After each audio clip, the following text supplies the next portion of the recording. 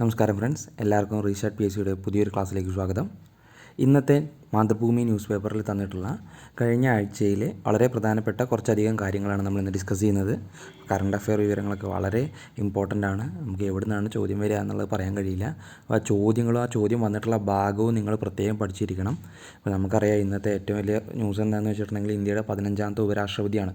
അപ്പോൾ ആ ഉപരാഷ്ട്രപതിയുമായി ബന്ധപ്പെട്ട കാര്യങ്ങൾ നിങ്ങൾ പഠിക്കുക. ആരാണ് ഇലക്ഷൻ നടത്തുന്നത്, ഇതിന് മുന്നേ ആരായിരുന്നു ഉപരാഷ്ട്രപതിയുമായി ബന്ധപ്പെട്ട ആർട്ടിക്കിൾ ഏതാണ്, അങ്ങനെ വേണം നിങ്ങൾ പഠിക്കാൻ വേണ്ടിയിട്ട്. അല്ലാതെ ചോദ്യോത്തരവും മാത്രം പഠിച്ചു പോകരുത്. നമുക്ക് ഈ ചോദ്യങ്ങളിലോട്ട് കിടക്കാം. ISRO വികസിപ്പിച്ച ആദ്യ ഇന്ത്യൻ നിർമ്മിത മൈക്രോ ചിപ്പ് വിക്രം 32 വളരെ പൊട്ടൻഷ്യലായിട്ടുള്ളൊരു ചോദ്യമാണ്. വിക്രം 32 ISRO വികസിപ്പിച്ച ആദ്യ ഇന്ത്യൻ നിർമ്മിത മൈക്രോ ചിപ്പ് വിക്രം 32. വയനാട്ടിലേക്കുള്ള യാത്രാ ദുരിതത്തിന് പരിഹാരമായി ഏത് തുരങ്കപാതയുടെ നിർമ്മാണത്തിനാണ് തുടക്കമിട്ടത്? ആനക്കാംപൊയിൽ കള്ളാടി മേപ്പാടി തുരങ്കപാത. വയനാട്ടിലേക്കുള്ള യാത്രാ ദുരിതത്തിന് പരിഹാരമായി ഏത് തുരങ്കപാതയുടെ നിർമ്മാണത്തിനാണ് തുടക്കമിട്ടത്? ആനക്കാംപൊയിൽ കള്ളാടി മേപ്പാടി തുരങ്കപാത. 1600 വർഷത്തിനിടയിലെ ഏറ്റവും ദുർബലമായ അവസ്ഥയിലൂടെ കടന്നുപോകുന്ന ഉഷ്ണജലപ്രവാഹം Atlantic meridional overturning circulation AMOC എന്നാണ്. ദെൻ റഷ്യൻ പ്രസിഡന്റ് വ്ളാദിമിർ പുതിൻ്റെ ജീവിതകഥ ആസ്പദമാക്കി ദി വിസാർഡ് ഓഫ് ക്രെംലിൻ എന്ന ചലച്ചിത്രം സംവിധാനം ചെയ്തത് ആര്? റഷ്യൻ പ്രസിഡന്റ് വ്ളാദിമിർ പുതിൻ്റെ ജീവിതകഥ ആസ്പദമാക്കി ദി വിസാർഡ് ഓഫ് ക്രെംലിൻ എന്ന ചലച്ചിത്രം സംവിധാനം ചെയ്തത് ഒലിവർ അസായസ് ആണ്. ഒലിവർ അസായസ്. പുതിൻ്റെ വേഷം ചെയ്തിരിക്കുന്ന ഇംഗ്ലീഷ് നടൻ്റെ പേര് ജൂഡ് ലോ. ദെൻ ഈയിടെ അന്തരിച്ച ഇന്ത്യയിലെ ആദ്യ വനിതാ വന്യജീവി ഫോട്ടോഗ്രാഫർ വസുധ ചക്രവർത്തിയാണ്. വസുധ ചക്രവർത്തി. ഇൻസ്റ്റിറ്റ്യൂട്ട് ഫോർ ഇക്കണോമിക് ആൻഡ് പീസിൻ്റെ 2025 ആഗോള സമാധാന സൂചികയിൽ 1ാം സ്ഥാനത്തെത്തിയ രാജ്യം ഐസ്ലാൻഡാണ് കേട്ടോ. ഇൻസ്റ്റിറ്റ്യൂട്ട് ഫോർ ഇക്കണോമിക് ആൻഡ് പീസിൻ്റെ 2025 ആഗോള സമാധാന സൂചികയിൽ 1ാം സ്ഥാനത്തെത്തിയ രാജ്യം ഐസ്ലാൻഡാണ്. ഇന്ത്യയുടെ സ്ഥാനം 155 155ാം സ്ഥാനത്താണ് ഇന്ത്യ ഉള്ളത്. വളരെ പൊട്ടൻഷ്യലായിട്ടുള്ളൊരു ചോദ്യമാണ്, നോക്കി വെച്ചോളാം. ദെൻ 2ാം ലോകയുദ്ധത്തിൽ ജപ്പാനീസ് അധിനിവേശത്തിനെതിരെയുള്ള വിജയത്തിൻ്റെ 80ാം വാർഷികം കൂറ്റൻ സൈനിക പരേഡ് നടത്തി ആഘോഷിച്ച രാജ്യം? 2ാം ലോകയുദ്ധത്തിൽ ജാപ്പനീസ് അധിനിവേശത്തിനെതിരെയുള്ള വിജയത്തിൻ്റെ 80ാം വാർഷികം കൂറ്റൻ സൈനിക പരേഡ് നടത്തി ആഘോഷിച്ച രാജ്യം ചൈനയാണ്. Russian president Vladimir Putin, Chinese president Xi Jinping, ഉത്തര Korean chairman Kim Jong Un എന്നിവർ ചരിത്രത്തിലാദ്യമായി ഒരുമിച്ച് വേദി പങ്കിട്ടതും ഈ പരേഡിലാണ് കേട്ടോ. 2026 യൂറോപ്പിൽ വലിയ യുദ്ധമുണ്ടാകാനുള്ള സാധ്യത കണക്കിലെടുത്ത് ആശുപത്രികൾക്ക് യുദ്ധകാല നിർദ്ദേശങ്ങൾ നൽകിയ രാജ്യം ഫ്രാൻസാണ്. 2026 യൂറോപ്പിൽ വലിയ യുദ്ധം ഉണ്ടാകാനുള്ള സാധ്യത കണക്കിലെടുത്ത് ആശുപത്രികൾക്ക് യുദ്ധകാല നിർദ്ദേശങ്ങൾ നൽകിയ രാജ്യം ഫ്രാൻസാണ് കേട്ടോ. ദെൻ ചരക്ക് സേവന നികുതിയിൽ കേന്ദ്ര സർക്കാർ ഒഴിവാക്കിയ സ്ലാബുകൾ 12, 28. അപ്പോൾ വളരെ പൊട്ടൻഷ്യലായിട്ടുള്ള GSTയുടെ ഭാഗത്തു നിന്നുള്ളൊരു ചോദ്യമാണ്. GST നമ്മുടെ ചോദ്യങ്ങളിൽ എത്ര ഇമ്പോർട്ടൻ്റ് ആണെന്ന് നിങ്ങൾക്കറിയാം. വരുന്ന പരീക്ഷകളിലൊക്കെ GSTയുമായി ബന്ധപ്പെട്ടൊരു ചോദ്യമുണ്ട്. GSTയുമായി ബന്ധപ്പെട്ട സ്ലാബുകളൊക്കെ നമ്മൾ പഠിച്ചിട്ടുണ്ട്. അതിൽ നിന്നും 12%, 28% സ്ലാബുകൾ ഒഴിവാക്കിയിട്ടുണ്ട്. ഇപ്പോൾ നിലവിലുള്ള സ്ലാബുകൾ 0, 5, 18, 40 എന്നിങ്ങനെയാണ്. അതിൽ 0 എക്സംഷനാണ്, ആർക്കും നികുതി ഇല്ലാത്തൊരിതാണ്. അപ്പോൾ 5, 18, 40 എന്നീ സ്ലാബുകൾ മാത്രമാണ് ഇപ്പോൾ നിലവിലുള്ളത്. അപ്പോൾ 12%, 28% സ്ലാബുകൾ കേന്ദ്ര സർക്കാർ ഒഴിവാക്കിയിട്ടുണ്ട്. പ്രത്യേകം നോക്കി വയ്ക്കുക, വളരെ ഇമ്പോർട്ടൻ്റ് ആയിട്ടുള്ള ചോദ്യമാണ് GSTയുമായി ബന്ധപ്പെട്ടത്. അപ്പോൾ GST എന്ന് രൂപവൽക്കരിച്ചു, GST നടപ്പാക്കിയ എത്രാമത്തെ രാജ്യമാണ് ഇന്ത്യ, GST നടപ്പാക്കിയ ആദ്യത്തെ രാജ്യം ഏതാണ് എന്നുള്ള കാര്യങ്ങളൊക്കെ നിങ്ങൾ പഠിച്ചു വയ്ക്കുക. നമ്മളിതൊക്കെ പല ക്ലാസ്സുകളിലായിട്ട് ഡിസ്കസ് ചെയ്ത കാര്യങ്ങളായിരിക്കും, നിങ്ങളിത് പഠിച്ചിട്ടുള്ള കാര്യങ്ങളായിരിക്കും. അപ്പോൾ അത് വളരെ പ്രാധാന്യത്തോടു കൂടി തന്നെ ഈ ഒരു ചോദ്യം നിങ്ങൾ പഠിക്കുക. നിലവിലെ സ്ലാബുകൾ 5, 18, 40 എന്നിങ്ങനെയാണ്.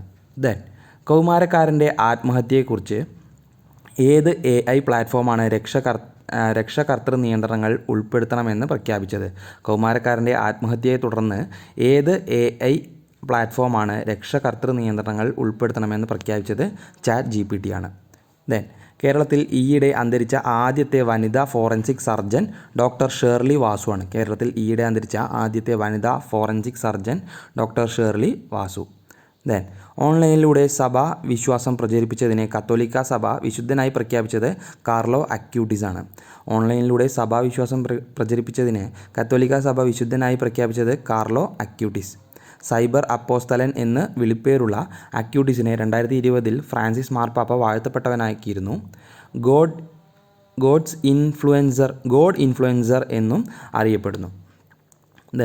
തദ്ദേശ തിരഞ്ഞെടുപ്പിൽ EVM പകരം ബാലറ്റ് പേപ്പർ ഉപയോഗിച്ച് തിരഞ്ഞെടുപ്പ് നടത്താൻ തീരുമാനിച്ച സംസ്ഥാനം കർണാടകയാണ്. തദ്ദേശ തിരഞ്ഞെടുപ്പിൽ EVM പകരം ബാലറ്റ് പേപ്പർ ഉപയോഗിച്ച് തിരഞ്ഞെടുപ്പ് നടത്താൻ തീരുമാനിച്ച സംസ്ഥാനം കർണാടക. പ്രതിരോധ വകുപ്പിൻ്റെ പേര് യുദ്ധവകുപ്പ് എന്നാക്കിയ രാജ്യം അമേരിക്ക. പ്രതിരോധ വകുപ്പിൻ്റെ പേര് യുദ്ധവകുപ്പ് എന്നാക്കിയ രാജ്യം അമേരിക്ക. ഏഷ്യ കപ്പ് ഹോക്കിയിൽ കിരീടം നേടിയത് ഇന്ത്യയാണ്. ഏഷ്യ കപ്പ് ഹോക്കിയിൽ കിരീടം നേടിയത് ഇന്ത്യ. ഫൈനലിൽ ദക്ഷിണ കൊറിയയെ തോൽപ്പിച്ചു. സ്പോർട്സിൽ നിന്നുള്ള ഭാഗങ്ങൾ വളരെ ഇമ്പോർട്ടൻ്റ് ആണ്.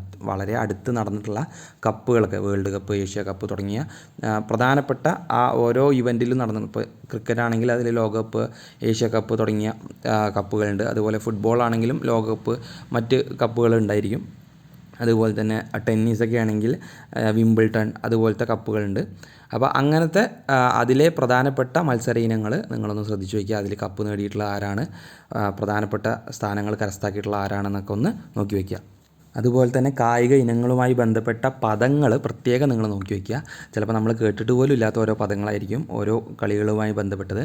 നമുക്ക് ഏറ്റവും അറിയണ ചിലപ്പോൾ കളികളായിരിക്കും, അതിലും നമ്മൾ ആ ഒരു പദം ചിലപ്പോൾ നമ്മൾ ശ്രദ്ധിച്ചു എന്ന് വരില്ല. ഇപ്പോൾ ക്രിക്കറ്റിൻ്റെ കാര്യം പറയുകയാണെങ്കിൽ pitch, bouncer, no ball, wide, ഇങ്ങനത്തെയൊക്കെ പദങ്ങൾ നമുക്ക് തരാറുണ്ട്. അതുപോലെ ഫുട്ബോളുമായി ബന്ധപ്പെട്ട് ഫൗൾ എന്നൊക്കെ പറഞ്ഞിട്ടുള്ള ഒരുപാട് പദങ്ങൾ നമുക്ക് തരാറുണ്ട്. അതുപോലെ തന്നെ ക്യാരം ബോർഡുമായി ബന്ധപ്പെട്ടതും ബില്ലിയാർഡ്സുമായി ബന്ധപ്പെട്ടതും ഹോക്കിയുമായി ബന്ധപ്പെട്ടതും ഗോൾഫുമായി ബന്ധപ്പെട്ട പദങ്ങളൊക്കെ നമ്മൾ പ്രത്യേകം നോക്കി വയ്ക്കുക. അപ്പോൾ ഒരു കളി നമുക്ക് അറിയാം എന്ന് മാത്രം, അല്ലെങ്കിൽ ആ കളിയിലെ പ്രധാനപ്പെട്ട കളിക്കാരനെ പറ്റി മാത്രം പഠിച്ചു പോകരുത്. അടുത്തൊരു ചോദ്യം നോക്കാം നമുക്ക്. കേരള ക്രിക്കറ്റ് ലീഗ് 2ാം സീസണിൽ കിരീടം നേടിയത് കൊച്ചി ബ്ലൂ ടൈഗേഴ്സാണ്. കേരള ക്രിക്കറ്റ് ലീഗിൽ 2ാം സീസണിൽ കിരീടം നേടിയത് കൊച്ചി ബ്ലൂ ടൈഗേഴ്സാണ്. ലോക സാക്ഷരതാ ദിനത്തിൻ്റെ പ്രമേയം ഡിജിറ്റൽ യുഗത്തിൽ സാക്ഷരതയെ പ്രോത്സാഹിപ്പിക്കുക എന്നതാണ്. ലോക സാക്ഷരതാ ദിനത്തിൻ്റെ പ്രമേയം വളരെ ഇമ്പോർട്ടൻ്റ് ആയിട്ടുള്ളൊരു ചോദ്യം. ലോക സാക്ഷരതാ ദിനത്തിൻ്റെ പ്രമേയം ഡിജിറ്റൽ യുഗത്തിൽ സാക്ഷരതയെ പ്രോത്സാഹിപ്പിക്കുക എന്നതാണ്. ലോക സാക്ഷരതാ ദിനം സെപ്റ്റംബർ 8-നാണ്. സെപ്റ്റംബർ 8 ലോക സാക്ഷരതാ ദിനം പോലെ തന്നെ ലോക ആരോഗ്യ ദിനം, പ്രമേഹ ദിനം, മറ്റ് അതേപോലത്തെ വനിതാ ദിനം, അങ്ങനത്തെ പ്രത്യേകമുള്ള ദിനങ്ങളൊക്കെ, ജലദിനം, ഇങ്ങനത്തെ കാര്യങ്ങളൊക്കെ നിങ്ങൾ എന്നാണ് എന്നുള്ളതൊന്ന് പ്രത്യേകം നോക്കി വയ്ക്കുക. അതുപോലെ തന്നെ അധ്യാപക ദിനം, ഇങ്ങനത്തെ കാര്യങ്ങളൊക്കെ വളരെ പ്രാധാന്യത്തോടു കൂടി തന്നെ നിങ്ങൾ ശ്രദ്ധിച്ചു വയ്ക്കുക. അടുത്ത ചോദ്യം നോക്കാം. US ഓപ്പൺ വനിതാ സിംഗിൾസ് കിരീടം നേടിയത് വളരെ ഇമ്പോർട്ടൻറ്റ് സ്പോർട്സിൽ നിന്നുള്ള മറ്റൊരു ചോദ്യമാണ്. US ഓപ്പൺ വനിതാ സിംഗിൾസ് കിരീടം നേടിയത് ആര്യാന സെബലങ്കയാണ്. ബെലൂറുസ് താരമാണ് ആര്യാന സെബലങ്ക. US ഓപ്പൺ പുരുഷ സിംഗിൾസ് കിരീടം നേടിയത് കാർലോസ് അൽക്കാരസ് ആണ്. സ്പെയിൻ താരമാണ് കാർലോസ് അൽക്കാരസ്. US ഓപ്പൺ പുരുഷ കിരീടം നേടിയത് കാർലോസ് അൽക്കാരസ്. ഒരു 2-3 കൊല്ലം മുന്നേ വരെ നമുക്ക് ടെന്നീസിലെ ഈ US ഓപ്പണൊക്കെ നമുക്ക് പഠിക്കുകയാണെങ്കിൽ, വിംബിൾട്ടണും കാര്യങ്ങളൊക്കെ പഠിക്കുകയാണെങ്കിൽ നമുക്ക് റാഫേൽ നദാൽ, ജോക്കോവിച്ച്, അതുപോലെ തന്നെ റോജർ ഫെഡറർ തുടങ്ങിയ 3 പേരുകൾ മാത്രം പഠിച്ചാൽ മതിയായിരുന്നു. ഇപ്പം അങ്ങനെയല്ല, 1-2 പേരുകൾ കൂടി നമുക്ക് അധികം പഠിക്കേണ്ടതുണ്ട്. അതിൽ വളരെ പ്രധാനപ്പെട്ട ഒരാളാണ് അൽക്കാരസ്. അപ്പോൾ അത് പഠിച്ചു വെച്ചോളാം. US ഓപ്പൺ പുരുഷ സിംഗിൾസ് കിരീടം നേടിയത് കാർലോസ് അൽക്കാരസ്. പാർലമെൻറ്റ് തിരഞ്ഞെടുപ്പ് തോൽവിയുടെ ഉത്തരവാദിത്വമേറ്റ് ജപ്പാനിൽ പ്രധാനമന്ത്രി സ്ഥാനം രാജിവെച്ചത്. ജപ്പാനിൽ പ്രധാനമന്ത്രി സ്ഥാനം രാജിവെച്ചത് ഷിഗേരു ഇഷിബ. സാമൂഹിക മാധ്യമങ്ങൾ നിരോധിച്ചതിൻ്റെ പേരിൽ ജെൻസി വിപ്ലവം എന്ന പേരിൽ യുവാക്കൾ ഭരണവിരുദ്ധ പ്രക്ഷോഭം ആരംഭിച്ചത് ഏത് രാജ്യത്താണ്? നേപ്പാളിലാണ്. നേപ്പാളിൽ വളരെ വലിയൊരു പ്രക്ഷോഭം നടന്നുകൊണ്ടിരിക്കുകയാണ് ജെൻസി വിപ്ലവം എന്ന പേരിൽ. അപ്പോൾ അതിൻ്റെ ഭാഗമായിട്ട് അവിടുത്തെ പ്രധാനമന്ത്രിയും ആഭ്യന്തരമന്ത്രിയും എല്ലാവരും രാജിവെച്ചിട്ടുണ്ട്. IT മന്ത്രാലയത്തിൽ രജിസ്റ്റർ ചെയ്തില്ലെന്ന് ചൂണ്ടിക്കാട്ടി ഫേസ്ബുക്ക്, ഇൻസ്റ്റഗ്രാം, വാട്സപ്പ് ഉൾപ്പെടെ 26 സാമൂഹിക മാധ്യമങ്ങൾ നേപ്പാൾ സർക്കാർ നിരോധിച്ചു. ഇതിനെ തുടർന്നാണ് ഈ പ്രക്ഷോഭം ഉണ്ടായിട്ടുള്ളത്. പ്രക്ഷോഭത്തെ തുടർന്ന് നേപ്പാൾ പ്രധാനമന്ത്രി KP ശർമ്മ ഒലി രാജിവെച്ചു. അപ്പോൾ പ്രധാനമന്ത്രിയാണ് അവിടുത്തെ KP ശർമ്മ ഒലി. അദ്ദേഹം അവിടുന്ന് രാജിവെച്ചിട്ടുണ്ട്. അവിടുത്തെ കമ്മ്യൂണിസ്റ്റ് പാർട്ടിയുടെ പ്രധാനപ്പെട്ട ലീഡറാണ്. ഇന്ത്യ വിരുദ്ധ ചേരിയുടെ ഒരു ലീഡർ കൂടിയാണ് ഈ KP ശർമ്മ ഒലി എന്ന ഈ നേതാവ്. അപ്പോൾ വരാൻ പോകുന്ന പരീക്ഷകളിൽ നേപ്പാളിൻ്റെ ഇപ്പോഴത്തെ പ്രധാനമന്ത്രി ആരായിരുന്നു, ആരാണ് രാജിവെച്ചത് എന്നുള്ള കാര്യങ്ങളൊക്കെ വളരെ ഇമ്പോർട്ടൻ്റ് ആയിട്ടുള്ളൊരു ചോദ്യമാവാൻ സാധ്യതയുണ്ട്. അതുപോലെ തന്നെ ബംഗ്ലാദേശിൻ്റെ കാര്യം, ശ്രീലങ്കയുടെ കാര്യം, ഈ മൂന്ന് നമ്മൾ പ്രധാനപ്പെട്ട് മ്യാൻമാറിൻ്റെ കാര്യം കൂടി നോക്കണം. മ്യാൻമാർ അത്ര ഇമ്പോർട്ടൻ്റ് അല്ലെങ്കിൽ പോലും ഈ മൂന്ന് ബംഗ്ലാദേശ്, നേപ്പാൾ, ശ്രീലങ്ക എന്നീ രാജ്യങ്ങൾ വളരെ പ്രാധാന്യത്തോടു കൂടി തന്നെ അവിടുത്തെ ആരാണ് സ്ഥാനഭ്രഷ്ടരാക്കപ്പെട്ടത് എന്നുള്ള കാര്യം നിങ്ങളൊന്ന് പ്രത്യേകം നോക്കി വയ്ക്കുക. അപ്പോൾ ഇത്രയാണ് ഇന്നത്തെ ഈ ഒരു പേപ്പറിൽ നൽകിയിട്ടുള്ള കാര്യങ്ങൾ. ദെൻ ഒരു കാര്യം കൂടി നമുക്കൊന്ന് നോക്കാം. ഒരു ന്യൂസാണ് ഇന്നത്തെ പേപ്പറിൽ തന്നിട്ടുള്ളൊരു ന്യൂസാണ്. വായു നിലവാരം മെച്ചപ്പെടുത്താനുള്ള ശ്രമങ്ങൾക്ക് കേന്ദ്ര പരിസ്ഥിതി മന്ത്രാലയം നൽകുന്ന സ്വച്ഛ് വായു സർവേഷൻ പുരസ്കാരത്തിന് 1ാം റാങ്ക് മധ്യപ്രദേശിലെ ഇൻദോറിനാണ്. അപ്പോൾ കുറച്ച് കൊല്ലങ്ങളായിട്ട് തന്നെ ഇൻദോറിനാണ് ആ ഒരു റാങ്ക് കിട്ടി വരുന്നത്. വായു നിലവാരം മെച്ചപ്പെടുത്തിയതിൻ്റെ സ്വച്ഛ് വായു സർവേഷൻ പുരസ്കാരം ആര് നൽകുന്നതാണ്? കേന്ദ്ര പരിസ്ഥിതി മന്ത്രാലയം നൽകുന്ന സ്വച്ഛ് വായു സർവേഷൻ പുരസ്കാരത്തിൽ 1ാം റാങ്ക് നേടിയത് മധ്യപ്രദേശിലെ ഇൻദോറാണ്. 10 ലക്ഷത്തിലേറെ ജനസംഖ്യയുള്ള നഗരങ്ങളുടെ വിഭാഗത്തിലാണ് ഇൻദോർ ഒന്നാമതെത്തിയത്. 1.5 കോടി രൂപ സമ്മാനം ഉണ്ട് കേട്ടോ ഇതിന്. 2ാം സ്ഥാനം നേടിയത് ജബൽപൂറാണ്. 2ാം സ്ഥാനം നേടിയത് ജബൽപൂർ. ഈ 10 ലക്ഷത്തിലേറെ ജനസംഖ്യയുള്ള നഗരങ്ങളിൽ ഒന്നാമത് ഇൻദോറും 2ാമത് ജബൽപൂറുമാണ്. 3ാം സ്ഥാനം ആഗ്രയും സൂറത്തുമാണ് പങ്കിട്ടത്. 3ാം സ്ഥാനം ആഗ്രയ്ക്കും സൂറത്തിനുമാണ് കേട്ടോ. ദെൻ 3 ലക്ഷത്തിനും 10 ലക്ഷത്തിനും ഇടയിൽ ജനസംഖ്യയുള്ള നഗരങ്ങളുടെ വിഭാഗത്തിൽ മഹാരാഷ്ട്രയിലെ അമരാവതി ഒന്നാമതെത്തി. 3 ലക്ഷത്തിനും 10 ലക്ഷത്തിനും ഇടയിൽ ജനസംഖ്യയുള്ള നഗരത്തിൽ മഹാരാഷ്ട്രയിലെ അമരാവതി ഒന്നാമതും ഝാൻസിയും മൊറാദാബാദും 2ാം സ്ഥാനവും അൽവാർ 3ാം സ്ഥാനവും നേടിയിട്ടുണ്ട്. അപ്പോൾ 1ാമത് അമരാവതി, 2ാമത് ഝാൻസിയും മൊറാദാബാദും ഇത്രയെങ്കിലും നിങ്ങൾ പഠിച്ചു വയ്ക്കുക. 3ാം സ്ഥാനം അൽവാറിനാണ് എന്നുകൂടി നോക്കി വയ്ക്കുക. അപ്പോൾ ഇത്രയാണ് ഇന്നത്തെ ഈ ഒരു ക്ലാസ്സിൽ നമ്മൾ ഉൾപ്പെടുത്തിയിട്ടുള്ളത്. വളരെ പ്രധാനപ്പെട്ടുള്ള കുറച്ചധികം ചോദ്യങ്ങൾ നമ്മളിന്ന് ഡിസ്കസ് ചെയ്തിട്ടുണ്ട്. പരീക്ഷയ്ക്ക് വരാൻ സാധ്യതയുള്ള വളരെ പൊട്ടൻഷ്യലായിട്ടുള്ള ചോദ്യങ്ങളാണ് നമ്മൾ ഡിസ്കസ് ചെയ്തിട്ടുള്ള പലതും. അപ്പോൾ അതുമായി ബന്ധപ്പെട്ട കുറേ അധികം കാര്യങ്ങൾ കൂടി നമ്മൾ പറഞ്ഞിട്ടുണ്ട്.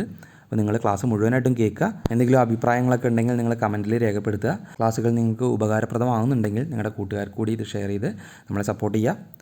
അപ്പോൾ മറ്റൊരു ക്ലാസ്സുമായിട്ട് വീണ്ടും വരാം. താങ്ക്